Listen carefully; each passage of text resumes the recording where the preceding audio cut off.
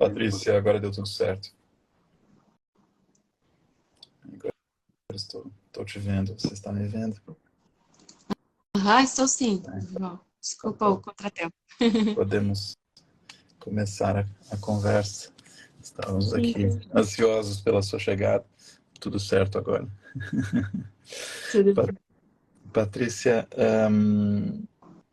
essa série de lives que a gente faz ao meio-dia, mais ou menos a cada 2 meses, assim, de tempos em tempos, para a gente conhecer um pouquinho mais dos nossos colegas. E é uma grande alegria para mim. Acho que tem algumas dessas lives eu acabo me referindo a elas regularmente, que eu aprendo bastante com vocês.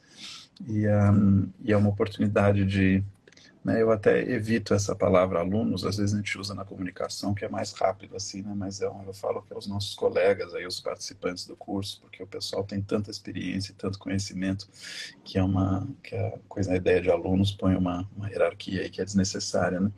Eu acho que na quinta a gente teve o Luiz Carlos, que trabalha aí com o sistema nervoso, o sistema imunológico e emoções e arte no meio disso. Foi uma conversa bem interessante. Depois, na sexta, a gente teve com a Lucinéia, que é uma especialista em educação e fotografia em Londrina, muito ativa e envolvida nas coisas que estão acontecendo na região. E então essa é a proposta. Acho que se você quiser começar aí com 1 ou 2 minutinhos se apresentando, falando onde você está, o que você estudou, o que você faz, para as pessoas te Uhum. conhecerem um pouquinho mais. Eu gostaria de primeiro agradecer, né, a oportunidade de estar participando, né, desse momento. Eu achei a proposta bastante interessante de a gente poder conversar um pouco mais, né, e de repente abordar alguns aspectos que às vezes na aula a gente não consegue abordar. Meu nome é Patrícia, eu sou professora universitária, dou aula na Universidade Estadual do Centro-Oeste, em Guarapuava, no Paraná, e trabalho bastante com a área de estudo de plantas, digamos assim, né, fisiologia vegetal, mas divido também participação em vários projetos em outro laboratório, que é o Laboratório de Educação Ambiental.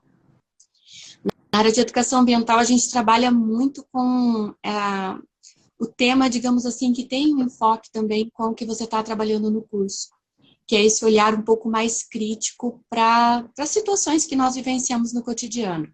Problemas ambientais, problemas relacionados aos nossos alunos, a vivência, né, dos nossos alunos, dos diversos projetos que a gente desenvolve, a gente sempre acaba trabalhando a educação ambiental crítica, tratando, digamos assim, todas essas situações, essas questões do ponto de vista da complexidade, que é uma teoria proposta por Edgar Morin.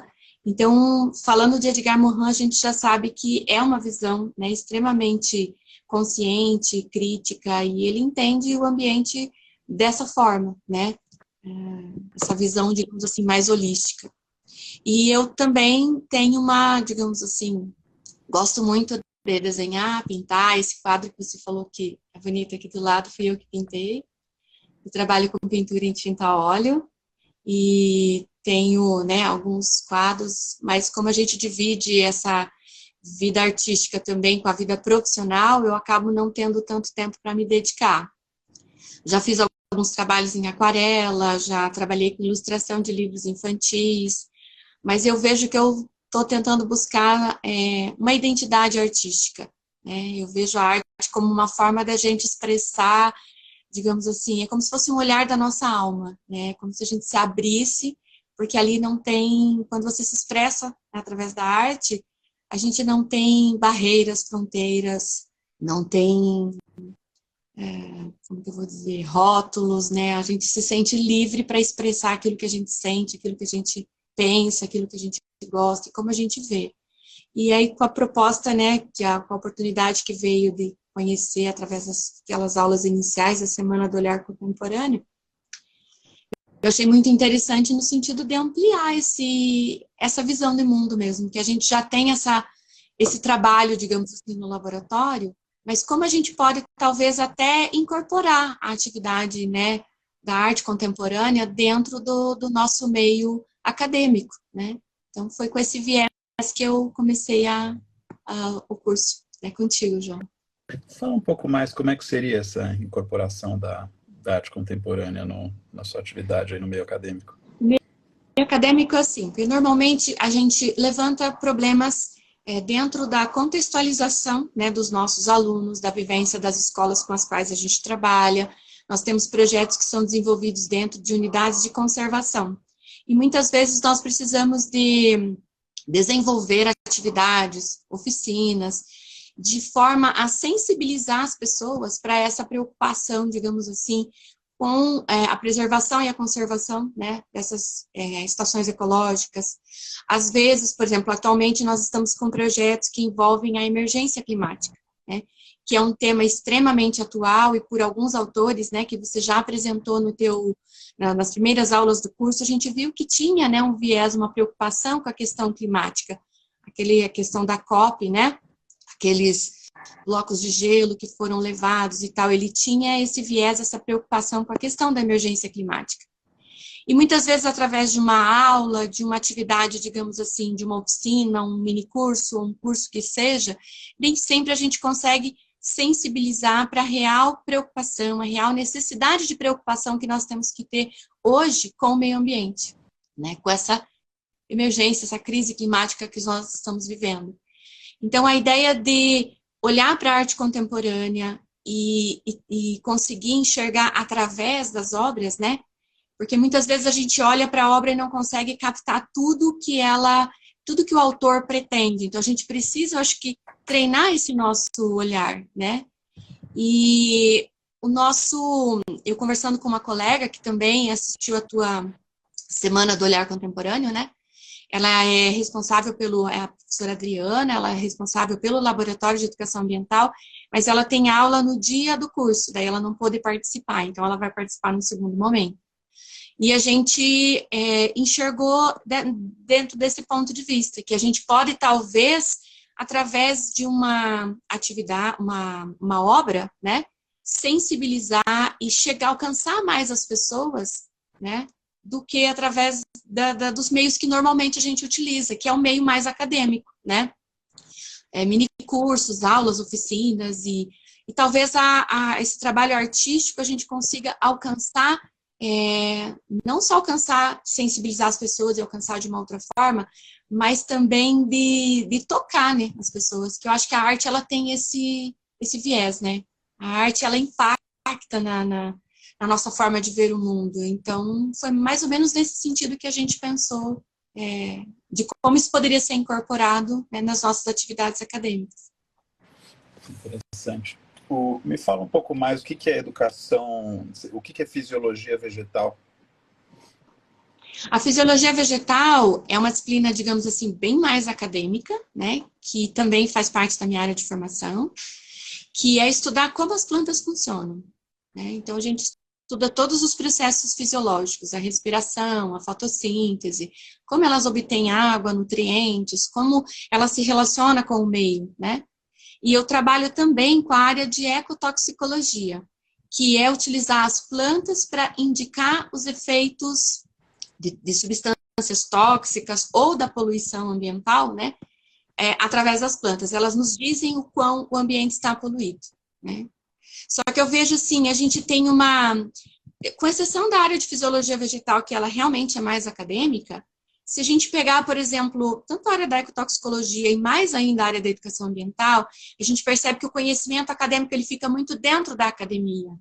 E a gente precisa fazer com que esse conhecimento converse mais com a sociedade, né?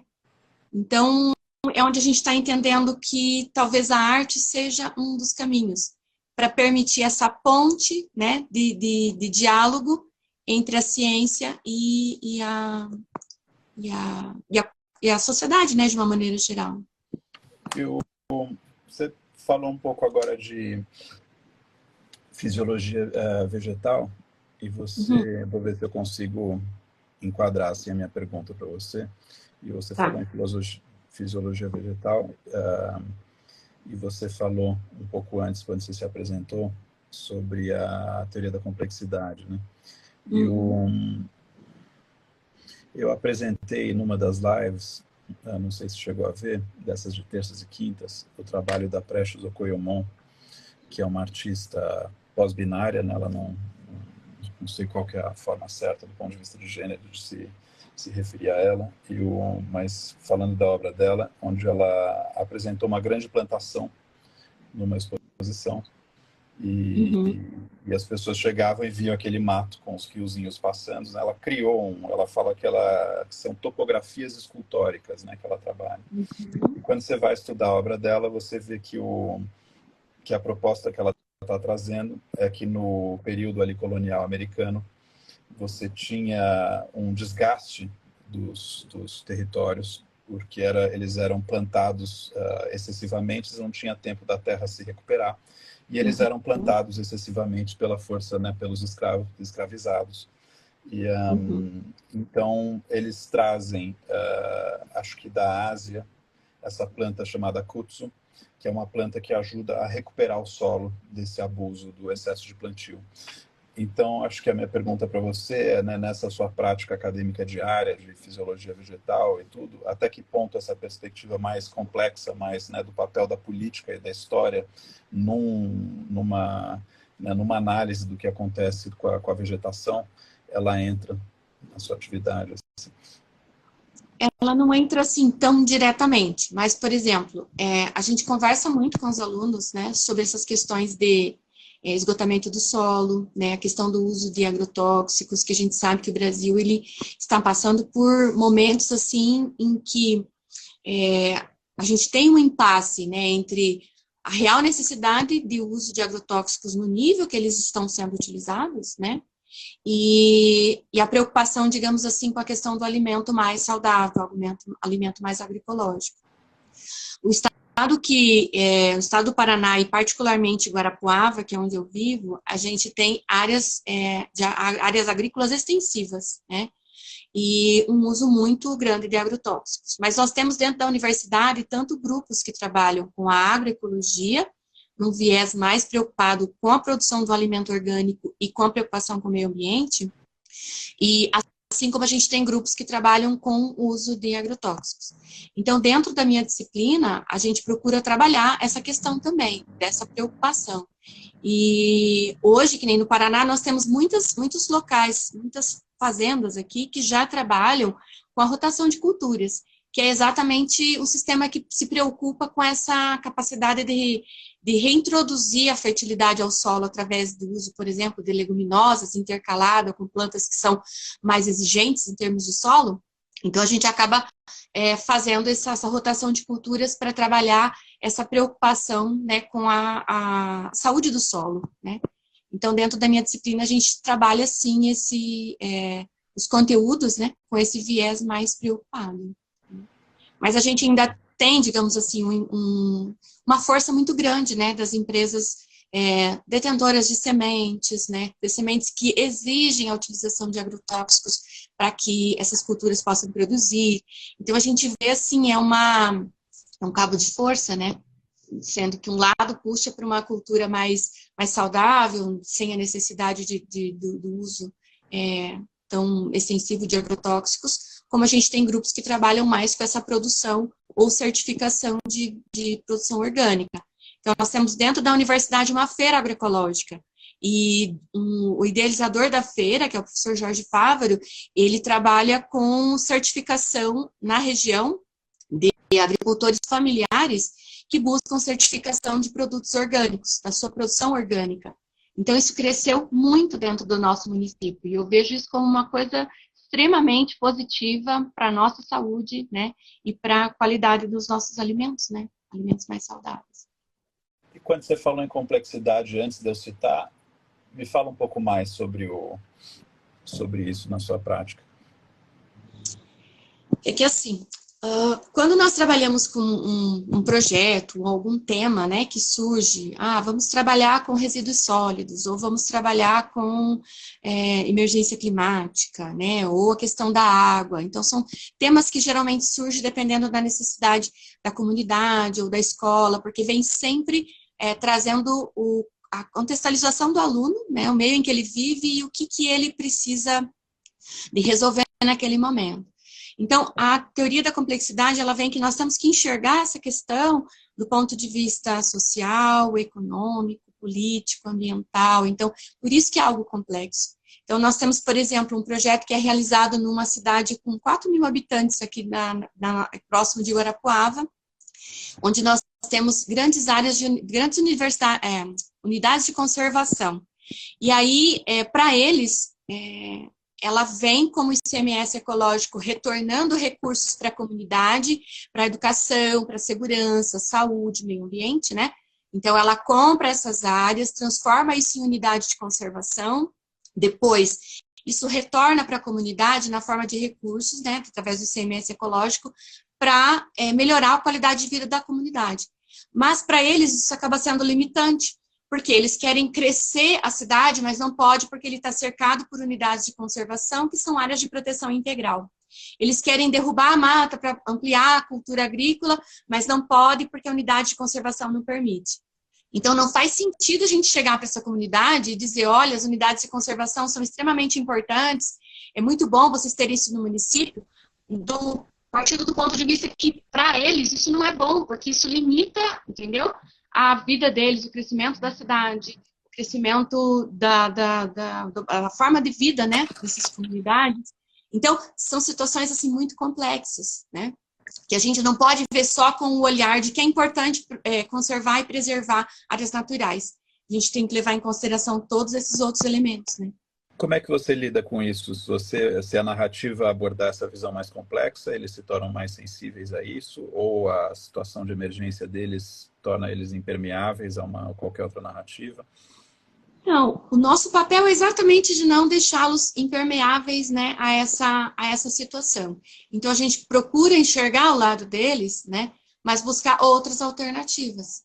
Então, hoje eles já conseguem enxergar, né, que a unidade de conservação é importante, por quê? Porque ao conservar e proteger a unidade de conservação, a água que chega para eles, ela é uma água potável, uma água limpa, sabe? Porque a conservação da área garante a proteção dos corpos hídricos, garante a proteção dos mananciais de abastecimento, garante a proteção das águas superficiais, né?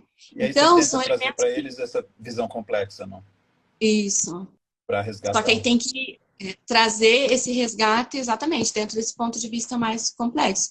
Então, e buscar outras alternativas, né? Então, oferecer outras oportunidades, digamos assim, de rendimento, outras oportunidades, né, de encontrar, digamos assim, não limitá-los, né, em termos do que eles precisam, né, mas ao mesmo tempo fazer com que eles enxerguem a valorização da área, que ela é importante e por que ela é importante. Porque muitas vezes eles não têm essa visão. E como não tem políticas, digamos assim, que levam isso para a comunidade, né, para a população, eles acabam enxergando aquilo mais como um empecilho, né? Sim. E Patrícia, acho que uma outra pergunta, assim, entrando um pouquinho nessa questão de ideologia, assim, política, mas tentando fazer de uma forma construtiva e eu não julgo, assim, né? Eu acho que quando a gente julga, a gente se fecha, né? Acho que é suspendendo, assim, o julgamento. Eu tenho alguns amigos, inclusive alguns, assim, muito antenados, muito inteligentes, tive até um professor no mestrado, que é um professor importante, né, em Yale, e o que eles falam que essa situação climática, ela é uma situação climática que faz parte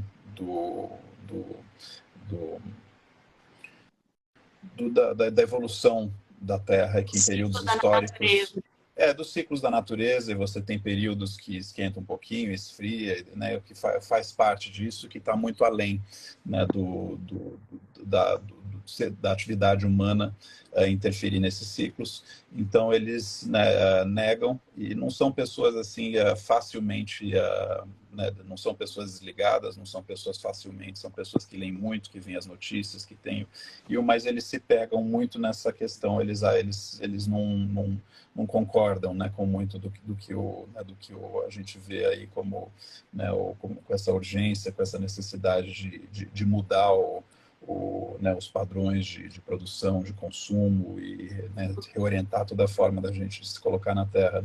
E qual que é o argumento, assim, como é que a gente Qual que é o contra-argumento para esse argumento de que de fato a atividade humana interfere? Então, assim, de uma maneira geral, essa questão, digamos assim, dos ciclos da natureza, a gente já tem relatos e tem na literatura isso trazido de uma forma que realmente isso acontece. Mas, acompanhando os resultados, né, dos painéis intergovernamentais sobre o clima, né, que já é, digamos assim, um grupo com uma produção de informações, com dados científicos bastante conceituados, né, a gente vê que, eu acredito que, assim, tomando conhecimento de todas as informações que são publicadas, né, a partir do painel intergovernamental sobre o clima, eu acho que se torna quase inegável a gente acreditar que isso é só um ciclo da natureza.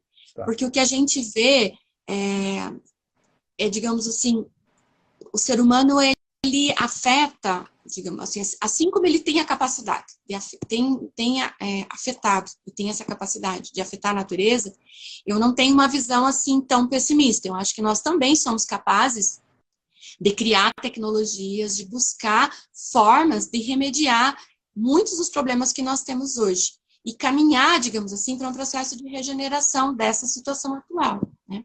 Mas eu acho que todas as informações que nós temos e como a gente vê o quanto o homem afeta a natureza hoje, que realmente isso é um elemento que vem de como o homem está afetando o ambiente e não como um ciclo da natureza.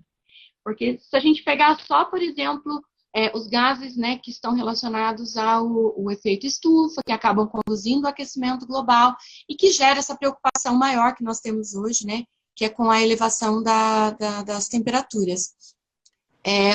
O gráfico que você vê ao longo, né, do tempo é a ascensão, digamos assim, né, da concentração do nível de CO2 que nós temos na atmosfera hoje, ela é absurdamente maior do que nós tivemos em tempos anteriores. E isso está muito relacionado a como nós utilizamos os combustíveis fósseis. Isso está muito relacionado até ao consumo de carne, porque hoje nós consumimos muito, né, carne, e a pecuária, ela é, digamos assim, uma atividade que gera a formação do gás metano e afeta de forma significativa a produção desses gases, que são gases de efeito estufa. Então, o CO2 e o metano são os principais. E são atividades que nós vemos muito marcantes, muito fortes no nosso ambiente hoje. Então, eu não consigo realmente, nós dentro do meio científico, pelo menos na nossa, nós temos muito poucos que ainda, digamos assim, tem alguns que ainda ficam em dúvida, mas que afirmam que isso pode ser um ciclo da natureza, né? Eu acho que a gente não tem mais, porque realmente é inegável que nós afetamos muito, né, com as nossas atividades. E eu acho que esse momento que nós estamos vivendo de discussão da emergência climática, ele vem uma necessidade assim muito premente de nós agirmos. E esse agir significa mudança de atitude, né? Então isso seria muito importante nesse momento. Eu tenho uma pergunta, estou trazendo um monte de perguntas que vão me surgindo aí à medida que eu vou te ouvindo, e às vezes eu viro aqui que eu estou anotando e chamando algumas pessoas aí para ouvir as suas respostas, que eu acho interessantes. Agora, do ponto de vista da sua criação, aí que você mostrou o trabalho seu que você tem atrás de você, a minha dúvida que surge é o porquê que na sua atividade ali acadêmica você parece estar transformando o mundo, né?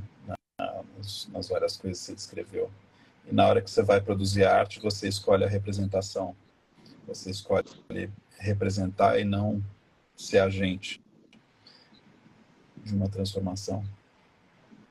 Uhum. Então, eu percebo assim mais como um amadurecimento, né? Então, que nós estamos desenvolvendo esses projetos, ele já vai para uns 5 ou 6 anos. Então, de lá para cá, eu percebo um amadurecimento muito grande. Então, a arte que eu produzia até no momento, eu via ela como uma arte mais não sei se diria, o termo seria tradicional, né? Mas uma arte mais no sentido, assim, de reprodução, de representação. Eu gosto muitas vezes também, assim, de tirar uma foto de uma determinada condição e qual é o meu olhar sobre essa foto na hora de passar para a tela. Então, eu não faço exatamente igual, mas é como eu enxergo aquilo. Porque às vezes, quando você bate a foto, você vê o lugar. E quando você vai pintar, você acaba enxergando outras coisas ou, né, trazendo outros elementos para a pintura. E hoje eu tenho percebido essa necessidade de fazer algo, digamos assim, que leve essa mensagem para as pessoas, né? Então, nós temos sentido, como eu falei, dentro da academia, essa necessidade de se aproximar da comunidade. E dentro, que nem o ano passado nós tivemos um evento sobre crise climática, emergência climática, e nesse evento a gente trabalhou exatamente, a gente teve um curso de formação e depois nós partimos para ações. Todos tinham que, as pessoas que tivessem interesse, tinham que promover uma ação, né, e ela, para mitigação dessa questão da emergência climática.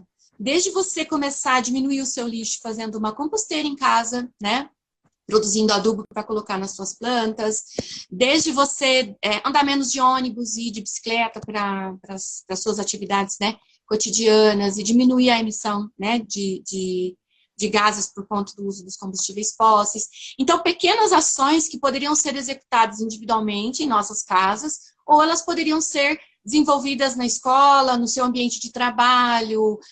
Então, a gente está trabalhando nesse movimento agora de ir para a ação, para que essas pequenas ações, de alguma forma, elas possam contribuir para a mitigação dessa emergência climática. E é aí que entra o olhar contemporâneo, sabe? De o que eu vou fazer? Como que eu vou, sabe, através da arte, entrar em ação? É interessante que você falou em complexidade. Um dos elementos aí da complexidade é uma interdisciplinaridade, né? E eu tenho um amigo ótimo, que eu gosto de alguns termos assim que ele usa. Ele fala numa interdisciplinaridade onde os DNAs se sujam, né? Não é uma interdisciplinaridade onde você tem arquiteto e engenheiro trabalhando para construir uma casa. Isso a gente conhece. Agora, quando você vê algum que você não sabe aonde começa um e termina o outro, onde você tem, né, os DNAs que se sujam, assim como ele coloca, é que a coisa fica interessante. Então, é legal ver que você detectou isso, assim, né? Porque você tem o seu DNA ali, né, seu papel de professora, de pesquisadora, tudo, e atrás você me mostra uma obra. Acho que à medida que a gente olha, como não sei se você fez aula do Cooking Sections, né? Onde eles fez, né, onde eles têm aquela plataforma que eles colocam, né, aquelas mesas, né, meio aquele híbrido assim que eles colocam em cima do mar, e aí à medida que sobe o mar, aquilo vira um viveiro, à medida que desce a maré, vira uma mesa de refeição e debates e treinamento e tudo. Ali é difícil a gente, né, os DNAs se sujaram completamente, assim, é difícil a gente falar se aquilo ela pode ser um teatro a céu aberto, ela pode ser uma performance da natureza, ela pode ser um refeito, ela é tanta coisa, a gente não consegue dizer o que é um, o que é outro. Então, eu acho que você tem duas coisas muito interessantes na mão. Acho que vai ser interessante, vai ser legal assim olhar ao longo dos anos como é que você vai fazê-las casarem, né, eclipsarem, perdendo né, virando uma coisa só, né? Sim. É um movimento assim que tem crescido bastante dentro de mim, né? E eu percebo assim que eu gostaria de encontrar uma identidade artística em mim, porque eu gosto de muitas coisas, né? Eu gosto de bordar, eu gosto de desenhar, eu gosto de pintar, eu gosto de mexer com mosaico. Eu sou uma pessoa assim que né, tem eu sinto que eu tenho uma aptidão bem variada para todas essas coisas. Eu gosto muito de tudo isso. E casar a minha formação, né, com essa possibilidade, nossa, foi algo assim que parece que me deu outra energia, sabe? Outro movimento. Então, se antes eu queria trabalhar com arte, agora eu quero mais ainda, porque eu vou aliar, porque eu amo ser professora. eu amo dar aula, amo aquilo que eu faço, e também amo a arte. Então, quando você vê que você consegue duas paixões, né? Você consegue unir elas, e ainda pensar que existe a possibilidade disso fazer a diferença, né? Na vida das pessoas, né? No olhar das pessoas sobre a vida, e no olhar principalmente sobre os problemas ambientais que nós estamos vivendo, nossa, é uma explosão de emoção tudo isso. Estava lendo uma revista que eu gosto agora de manhã, chama Noema, e, e eles têm é até engraçado, assim, na abertura do artigo, eles falam, né, quando o estado de negação e, não sei se incapacidade, ou, né, da humanidade, né, de agir como deveria, transforma no papel da ficção científica apresentar a realidade como ela deveria ser, né? Sim. Então, eles estão falando de um livro onde um autor conhecido de ficção científica, né, escreve um livro onde a humanidade passa a fazer o que ela deveria passar a fazer para evitar, né, a crise toda que a gente está vendo. E aí eles abrem um artigo com isso e fecham o artigo dizendo que é o papel da ficção científica, da poética, né, era mais nesses outros, mas a gente pode incluir a arte nesse. Eles falam em poema, ficção científica, mas a arte está nessa categoria. Falar o que eles chamam de tip the awareness scale, né? Você empurrar a escala da consciência. Né, porque quando você empurra essa escala da consciência, de consciência vem agência, né? Então é uma reflexão, e aí você tem tudo na mão, né? Você tem o teu conhecimento, a tua sensibilidade para a arte. Às vezes, quando eu vejo, e eu vivo constantemente nesse processo, né, de refinar essa identidade, né? Você tem uma identidade de artista e a identidade de professora, e como é que você, né, integra, como é que você... E acho que a gente está sempre, né, fazendo isso. Às vezes é mais um processo de extração do que de adição, né? Então, por muitos anos eu tinha artistas que vinham conversar comigo para a gente orientar, assim, né? E às vezes é mais um processo de extrair paradigmas e extrair romantismos, né, do que, né, você remover essa ideia de que as coisas têm que ser separadas, você remover essa ideia que uma coisa é arte, outra coisa é ciência, você remover essa, né, e aí você vai encontrando acho que pode ser, a gente fez a aula também, acho que você não participou, né? Você não fez uma leitura, né, do nosso programa de leituras. Não, ainda não. É porque, assim, eu estava num período administrativo da universidade e eu não estava nesse comecinho do curso, eu não consegui participar, assistir as lives ainda. Eu tô, assim... encerrou dia 17 de fevereiro, então eu falei que agora é que eu vou realmente mergulhar no curso, porque eu ainda estava com uma demanda, né, dessa função. E que é outro elemento que eu acho que vai ser muito bom para mim, porque daí você abre a parte, você sai da parte administrativa, você tem mais tempo para se dedicar a essas outras coisas, né? E ver as referências. Acho que essa Precious Okoyomon é uma boa referência, o Cooking Sections é uma boa referência, Zenbo é uma boa referência, o Jorge Mena Barreto é uma boa referência, para você ver como é que tem várias leituras aí no nosso feed, né, justamente dessa integração entre, né, vida saudável e comida. Tem uma conversa com a Alcione Silva, que é especialista aí nessa parte de redução de desperdício de alimentos, que entra muito nessa questão climática também, né, porque tem a ver com os ciclos da natureza. E eu ia te perguntar sobre o curso. Você chegou a fazer algumas aulas ou não? Eu fiz todas as aulas até agora. Eu só não consegui realmente naquelas atividades que tem na terça e na quinta, eu não consegui participar. Tá. Então, assim, eu gosto muito da forma, da estrutura do curso, da metodologia que você usa, né? Eu só sinto, assim, que às vezes as coisas, e eu entendo isso porque são muitas pessoas, né, participando, que às vezes as coisas são muito rápidas e assim, eu acho que contemplar uma obra, né, quando às vezes você apresenta as obras, assim, eu sinto que às vezes eu preciso ainda olhar mais, sabe, para ver o que me vem, e às vezes as coisas são um pouco rápidas. Sim. Mas, e às vezes você quer falar uma coisa, daí muda de assunto, daí você já, tipo assim, não, tem que focar agora nesse outro ponto. Então, às vezes, eu até abaixo a mão e volto para daí pensar na outra questão que foi colocada. Então, assim, mas é uma questão, eu acho que da dinâmica do curso, né? São muitas pessoas participando, eu entendo, mas, mas eu sinto, assim, que eu anoto muitas coisas e enquanto eu estou assistindo, vem ideias, vem pensamentos, vem coisas. Eu tenho meu caderninho aqui do lado que eu vou tudo anotando ali. Então, eu acho que está sendo um processo interessante, né? Assim, eu acho que tá contribuindo para essa mudança de olhar, essa mudança da forma de ver o mundo. Eu acho que a gente já tinha muito isso na educação ambiental. Mas é como eu te falei, a gente está agora vendo isso por um outro lado também, né? Que é pelo olhar da arte. Então, acho que muito legal.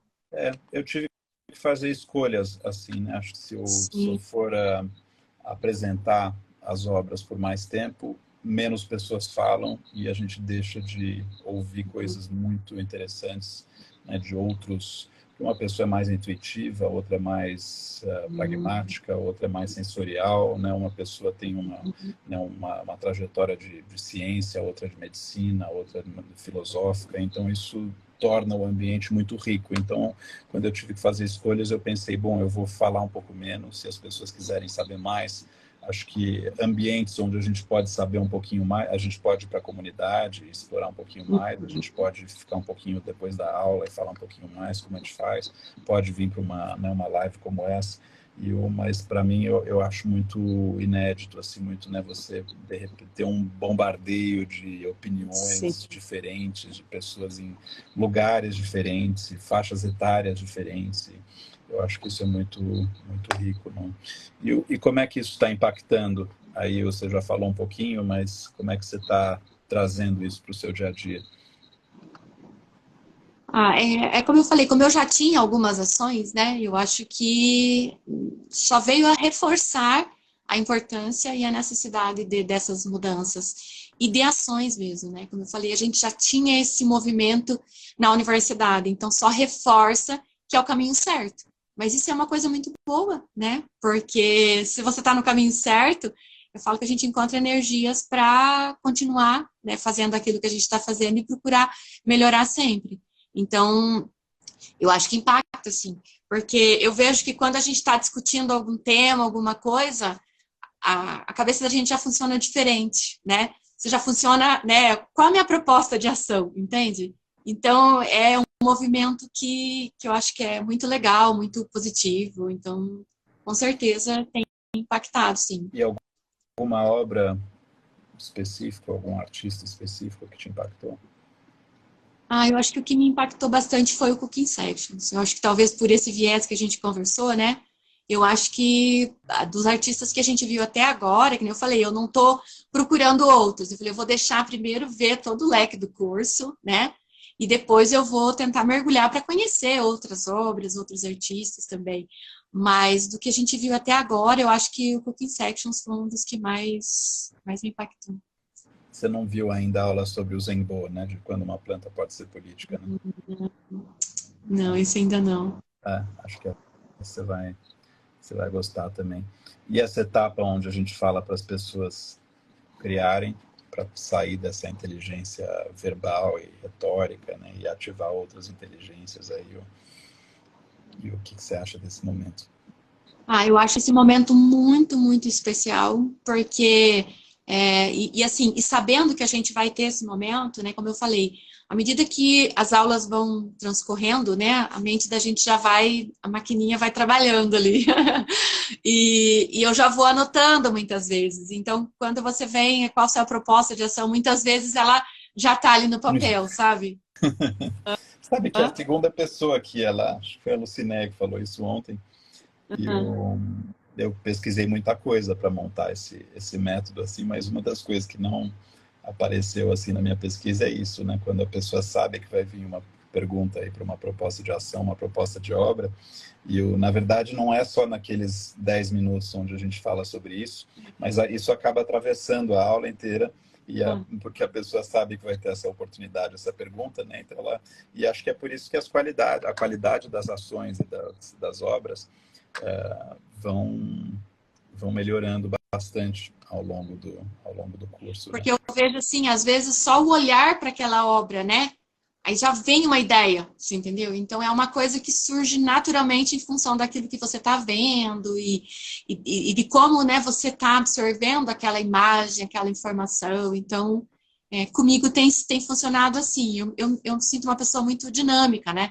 Eu não paro, então, por isso que pode ser que talvez seja um mecanismo meu, mas eu já sinto assim, quando vem a ideia, eu já boto lá no papel, porque é uma coisa que eu sei, né?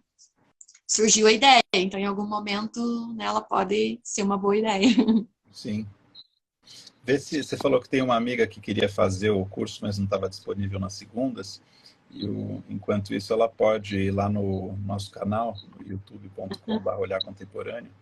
Tem algumas aulas lá disponíveis que ela pode espiar e que eu falo sobre essa relação arte-natureza, arte-meio ambiente. Acho que tem umas 3 ou 4 lá que são abertas, que ela pode dar uma espiada. Você sabe buscar, né? Se você entra no canal do YouTube, sim, você coloca na busca as palavras-chave e você pesquisa dentro do canal. Sim. Inclusive foi essa minha amiga, né, a Adriana, que me apresentou, digamos assim, a Semana do Olhar Contemporâneo, que ela falou que estava tendo, e ela viu, nossa, ela falou, nós precisamos fazer, daí ela falou, eu não posso agora, mas você pode. Então, assim, foi ela que me apresentou, é uma amiga minha muito grande e muito especial, e eu cheguei até você através dela. Legal. Espero que ela possa... ela, com certeza. Que ela possa fazer na aula, às vezes como a gente falou, às vezes é corrido, aí a gente tem uma agenda aí para poder mostrar tudo que a gente quer mostrar e ouvir o maior número de pessoas possível. Agora a gente tem um pouquinho mais de tempo, assim, você tem alguma pergunta aí que não deu para perguntar na aula, ou no geral, assim, que você queira perguntar para mim? Eu tenho uma curiosidade, não sei se esse é o espaço para isso, mas eu tenho uma curiosidade, por exemplo, quando você apresenta as diversas obras, tem algumas dentro de museus, outras a gente vê, né, como a do Cooking Sections, que é num ambiente natural. Como é que funciona do ponto de vista, digamos assim, de quem está desenvolvendo, né, aquela obra naquele local? Porque, por exemplo, eu imagino que do Cooking Sessions eles devem ter tido a necessidade de pedir permissão para usar aquele espaço, para desenvolver aquele trabalho. Tudo isso, com certeza, que nem aquele do hospital que a gente viu dentro, né, do ambiente de hospital, que você falou, acho que numa das primeiras aulas, dentro do museu. Então, os custos de implantar toda essa obra é do próprio artista? Existe alguma forma de apoio? Porque às vezes, assim, a gente, como eu falei, eu vou anotando, tem algumas ideias e tal, mas daí me veio essa curiosidade. Daí eu não sei se a pergunta é pertinente ou não, mas é realmente uma curiosidade. Claro, não, o momento é para isso. Acho que o artista contemporâneo, ele empreende todo, né? Acho que o artista moderno é ele no ateliê com o pincel na mão e no cavalete, né? E o artista contemporâneo, ele tá no mundo, né? Então, muitas dessas obras que a gente vê, né? Você vê essa obra do Cooking Sections, que você citou, ele teve que mobilizar uma equipe para instalar aquilo, ele teve que mobilizar muita gente para ativar aquela instalação, né? Tem algumas fotos onde eles recebem muitas pessoas. Essas pessoas que eles recebem são escolhidas, então tem uma mobilização assim de ver quem que eles querem que traga, são pessoas que vêm dos restaurantes, vêm das iniciativas aí, ativistas, e eles falam, né, na descrição que tem políticos locais, que tem, né, pessoas de várias stakeholders, assim, de várias partes da sociedade, né?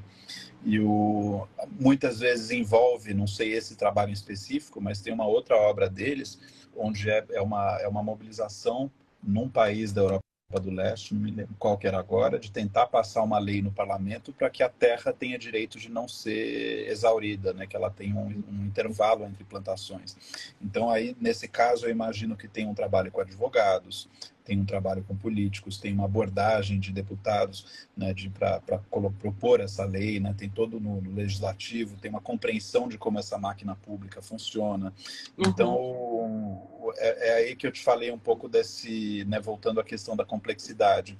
Eles estão com a mão na massa em várias frentes, assim, e você não consegue traçar uma linha de falar isso é arte, isso não é. Eu acho que é isso que torna a arte contemporânea tão interessante, né? Que ela sai da caixa, ela sai do cubo branco, ela sai do ateliê, ela está acontecendo no mundo. Eu imagino que isso comece como tudo que a gente faz, assim, né? Que isso comece como uma ideia, né, dos artistas com alguns colaboradores, e aí eles desenhem um cronograma aí de viabilização dessa ideia, né, com quem que eles têm que falar, qual que é o cronograma. É um projeto, assim, né, tem uma gestão de quem que vai documentar, quem que vai divulgar. Muitos desses projetos, eu não sei o Cooking Sections, mas tem o Thomas Hirschhorn, que é um artista que a gente tem no curso da década de 90, que está lá na plataforma, que eu dei como bônus aí para vocês. E muitas das obras do Thomas Hirschhorn viram livros. É uma obra só que vira um livro, porque tem toda uma mobilização, às vezes de 6 anos, 6 meses, 1 ano, 2 anos, para chegar naquele resultado que você vê, que é uma biblioteca pública numa periferia X aí da Holanda, da Alemanha, lugar ali que eles escolhem, né? Então, acho que é como eu falei, de remoção de limites, né? Deixar de achar que a coisa acontece só no ateliê com o pincel na mão e ver que ela acontece, deixar de achar que ela acontece sozinha e ver que ela acontece em grupo, né? É mais como um esporte coletivo. E deixar de achar que ela está restrita ao campo da arte e que ela é uma orquestração de várias coisas. E aí, à medida que você está orquestrando, você encontra voluntários, você encontra parceiros, você encontra, às vezes tem museus que têm verbas ou residências que te hospedam e te dão ali eu fiquei um tempo na Van Eyck Academy, né, que é uma residência na Holanda, e eu fiquei uma semana em função de uma situação específica, assim, mas eles recebem pessoas por 6 meses, por 1 ano, onde eles têm uma mesada ali, tem um lugar para se hospedar e tem um ateliê. Tem especialistas em cada área, especialista de jardinagem, especialista de impressão, especialista de fotografia, de filme, de parte gráfica, tudo. Então eles chegam nesses ateliês, eles têm os especialistas que ajudam e tem uma mesada que não é nada grande, mas é o suficiente para eles trabalharem nisso. E aí às vezes eu fiz um projeto há uns anos atrás, onde eu desenhei o projeto, achei que o projeto era interessante, falei com 2 galerias na Europa e cada uma deu uma contribuição e eu fiz o projeto. Outros parceiros que eram além do dinheiro que a gente tinha, eles gostaram e entraram como apoiadores. Então acho que é uma questão de né, resolver problemas, assim, ser criativo. E eu fui visitar o ateliê do Alberto Pita, que é um artista de Salvador, né? E aí eu falei, Alberto, com tantos desafios, assim, como é que você consegue ir para frente, assim, né? Porque é uma situação muito, assim, né, uma origem muito pouco, né, muito precária, assim, né, com muito pouco recurso disponível e de repente o cara está num espaço onde tem escola que ele dá aula para a comunidade, tem terapia disponível para a comunidade, tem um terreiro desenhado por uma arquiteta, né, pela Lina Bobardi, tem um galpão onde ele, né, de repente ele tem uma infraestrutura assim significativa, né? E eu falei como é, e a mãe dele, né, comprou o terreno onde ele fez tudo isso, era um lixão, né? Assim, é uma situação muito mais precária do que eu jamais vivi, ou do que, né? Ele falou, João, eu vejo cada desafio como uma oportunidade de ser criativo e resolver. Então, quando aparece um obstáculo, ele olha e fala, como é que eu vou contornar e agora, de repente, está convidado para, enfim, bienais no exterior, e está, né, negociando obras com grandes museus, e está fez um livro maravilhoso. Então, acho que é uma questão de resourcefulness, né, de referências. Tem um monte, né, tem um fundo na Holanda, o Fundo Mondrian, onde você apresenta um projeto para esse fundo, e se eles acharem que o projeto tem que ser bom, né, às vezes eu falo para os artistas, se você for bom, o mundo te acha. Né? Se dedica a ser bom, não se preocupa, né? Não, tem network, Acontece precisa sair, naturalmente. contatos. Se você tiver um projeto bom, o mundo começa a abrir as portas e te deixar passar, porque o mundo precisa de boas ideias e tem muita coisa para ser feita, para ser resolvida. Então, é um pouco como eu fui fazendo as coisas também, né? Eu cheguei em Londres, eu não tinha onde expor, eu cheguei em Paris, eu sentei no chão, eu não tinha onde dormir. Aí você olha e fala, como é que eu vou resolver essa situação? Aí você fala, bom, peraí, se eu expor 3 quadros emprestados num apartamento em reforma na periferia e chamar um potencial cliente que eu tenho, eu dei o primeiro passo. Aí esse potencial cliente vem falar para outro. Aí eu acho que você pode... Tem uma newsletter, não sei se você é confortável com o inglês, tem uma newsletter chamada eFlux, onde eles colocam muitas dessas chamadas por projetos. Você pode ver. Tem no Brasil, tem algumas contas no Instagram, onde eles divulgam sempre quando tem editais, quando tem coisas assim. E, às vezes, pelas suas vias acadêmicas, você falar com acadêmicos de fora, porque aqui, né, eu fiz um projeto, acho que a gente precisava de 20 mil dólares para fazer alguma coisa, e eu apliquei junto com uma curadora de Los Angeles. E ela falou, nossa, ter que preencher 10 páginas para aplicar para 20 mil dólares é uma coisa que para nós nos Estados Unidos não faz sentido. Se você tem que preencher 10 páginas é para ter 200 mil dólares, não 20 mil dólares. Então tem uma abundância de recursos maior se você faz parcerias. Aí era um edital da Embaixada Americana. E não se deixar derrubar, que acho que às vezes o pessoal não é selecionado, fala, meu Deus, leva na pessoal, assim, logo de cara. Não, e às vezes tem muitas, né? Eu apliquei um edital com gente fera, assim, que já tinha feito muita coisa nos grandes museus, nas grandes fundações, livros publicados, cargos acadêmicos de primeira, e não foram aprovados porque às vezes não tem uma ressonância ali com o que a banca quer, então a gente não leva na pessoal, deixa na gaveta e faz uma outra situação. Legal. Interessante. Alguma outra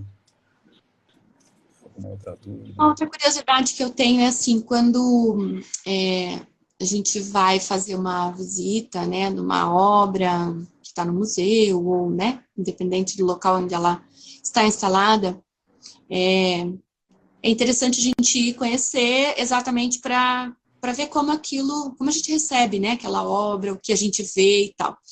E eu imagino que toda obra deve ter o que o artista pretendia com aquela obra. Eu acho que talvez não seja interessante você ter essa informação antes para não, como é que eu vou dizer assim, não influenciar o seu olhar, né? Mas assim, quando as obras são instaladas no museu, por exemplo, tem informações sobre o que o artista pretende com aquela obra? Como que funciona essa questão?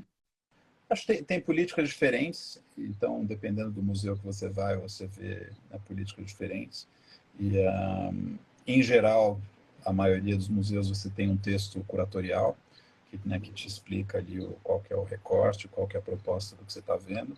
Em alguns casos, além disso, você tem legendas que explicam cada sala ou que explicam cada obra.